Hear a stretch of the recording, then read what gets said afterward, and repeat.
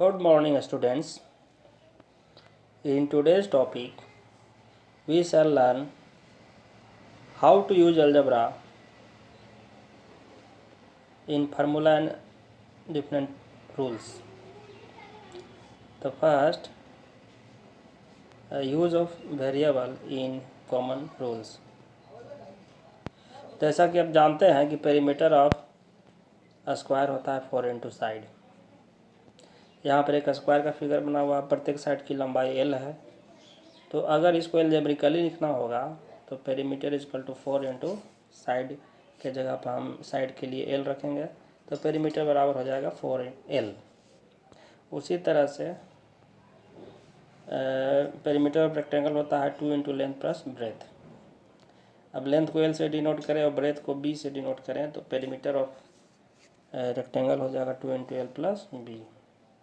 तो ये सब फार्मूला है जो एल्जेब्रिकली हम वेरिएबल का प्रयोग करके एल्जेब्रिकली इसको शो कर सकते हैं, इजी वे में याद रख सकते हैं।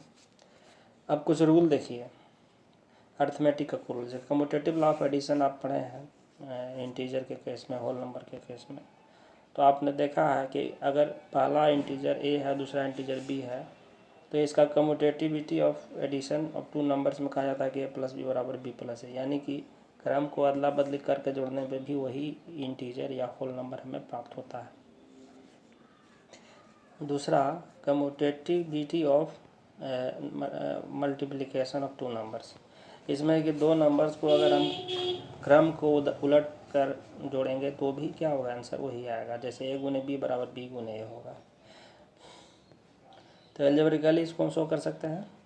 और है एक डिस्ट्रीब्यूटिव प्रॉपर्टी जिसमें ये बताया जाता है कि ए गुने बी प्लस सी बराबर ए गुने बी प्लस ए गुने सी।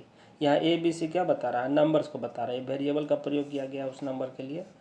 और उसी तरह ए गुने बी माइनस सी, ए गुने बी माइनस ए गुने सी। तो ये डिस्ट्रीब्यूटिविटी ऑफ नंबर्स है, 3 नंबर्स।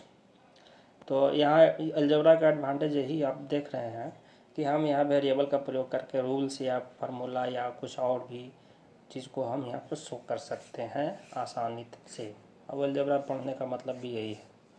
आइए एक्सरसाइज 11.2 को आप सॉल्व करते हैं। पहला क्वेश्चन है कि the sides of an equilateral triangle is shown by L. तो express the perimeter of the equilateral triangle using L. एक इक्विलैटरल ट्रायंगल है, उसका प्रत्येक साइड का लंबाई एल दिया हुआ है, तो कह रहा है कि पेरीमीटर इसको निकालिए यूज एल का प्रयोग करके। तो आप जानते हैं कि इक्विलैटरल ट्रायंगल वह ट्रायंगल है जिसका तीनों साइड बराबर है और तीनों साइड यहाँ पर एल दिया हुआ है।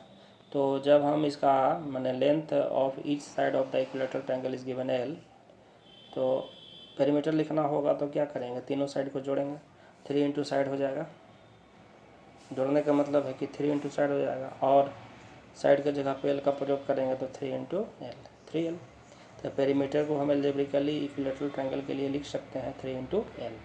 तो क्वेश्चन 2 बहुत ही इजी क्वेश्चन है, हेक्सागन दिया हुआ, इसको आप बनाइएगा स्वयं, होमवर्क है। Next question 3, a cube is 3 dimensional figure as shown in figure 11.11 if it has 6 faces and all of them are identical square. The length of an edge uh, of the cube is given by L. Find the formula for the total length of the edges of a cube. तो यहाँ ये कह रहा है कि यह एक cube है, क्यूब का प्रत्येक फेस एक स्क्वायर है और सब आपस में आइडेंटिकल है। अगर एज की लंबाई L हो तो यह बताना है कि total length of the edge को एल्जेब्रिकली कैसे शो कीजिएगा।